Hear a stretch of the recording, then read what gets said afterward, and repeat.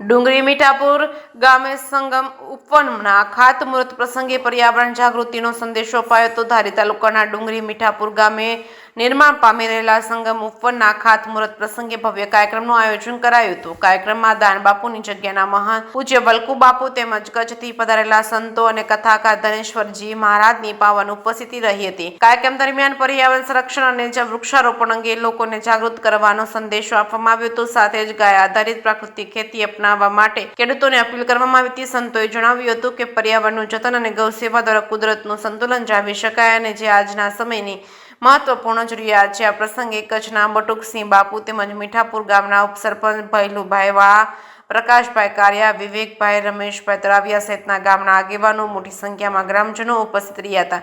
સમગ્ર કાર્યક્રમ ધાર્મિક અને પર્યાવરણ પ્રેમી વાતાવરણ વચ્ચે સફળતાપૂર્વક સંપન્ન થયું હતું। કેકેસિંહ ગુજરાત સાથે બિપિન રાઠોડ ચલાલા। જય ગો માતા, જય ગોપાલ। હું કચ્છથી આવું છું, ધનેશ્વરભાઈ જોશી, સદગુરુ શ્રી રાયમલધામ આશ્રમ અંજાર।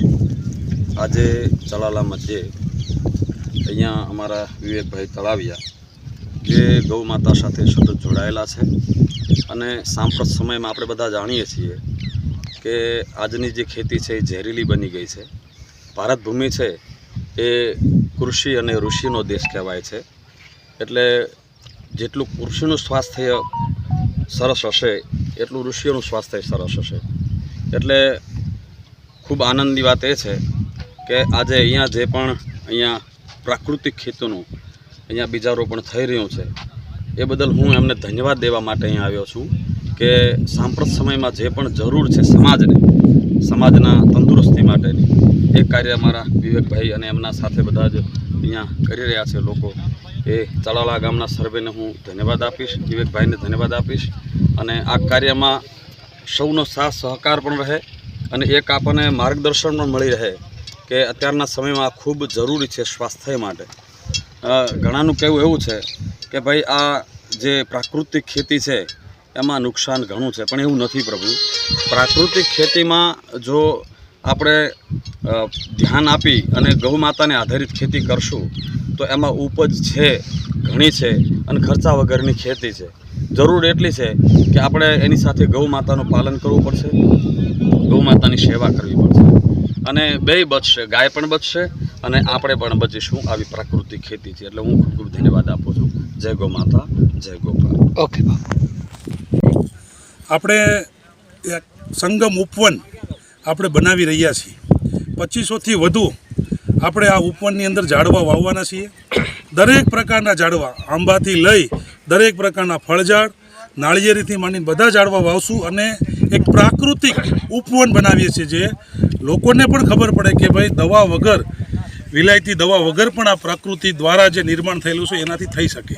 આજે ખાસ કાર્યક્રમની અંદર કોણ હતું? આજે ખાસ કાર્યક્રમની અંદર આપણા દાન મહારાજના મહંત આપણા વલ્કુ બાપુ હતા અને એક કચ્છથી સ્પેશિયલ આવેલા છે બટુકસિંહ જાડેજા મઉથી અને મીઠાપુર ગામના ઉપસરપંચ ભૈલુભાઈ અને ખૂબ અગ્રણીઓ પણ બધા લોકો આપણી સાથે આ કાર્યક્રમમાં આવ્યા હતા। લોકોને શું કહેવા માંગશો પ્રકૃતિ ખેતી? હું લોકોને જ કહેવા માંગુ છું કે આપણે બધાએ પ્રકૃતિ તરફ પાછું વળવું પડશે। એનું કારણ છે કેમ કે પ્રકૃતિ જ આપણને બચાવશે।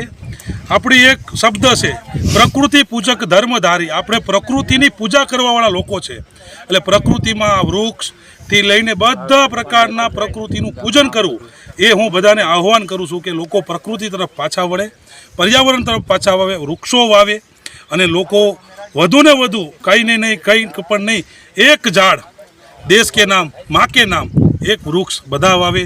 આપણા યશસ્વી પ્રધાનમંત્રી નરેન્દ્રભાઈ કીધું છે એક ઝાડ દેશ કે નામ, એટલે બધા લોકો એ તરફ પણ ધ્યાન આપે।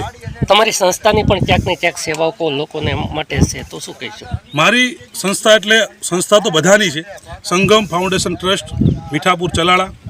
એ સંસ્થા દ્વારા સામાજિક કામ, પર્યાવરણ કામ, દરેક પ્રકારના ક્ષેત્રે એટલે 16 સંસ્કારથી માંડી દરેક પ્રકારનું સેવા કાર્ય અમારી આ સંસ્થા સંગમ ફાઉન્ડેશન ટ્રસ્ટ કરી રહી છે। શરૂ થઈ ગયું છે અને ઘણા સુધી અમે પહોંચી પણ ગયા છીએ અને લોકોનો પ્રતિસાદ પણ સારો આવે છે કે ના તમે ખૂબ સારું કાર્ય કરો છો। ઓકે।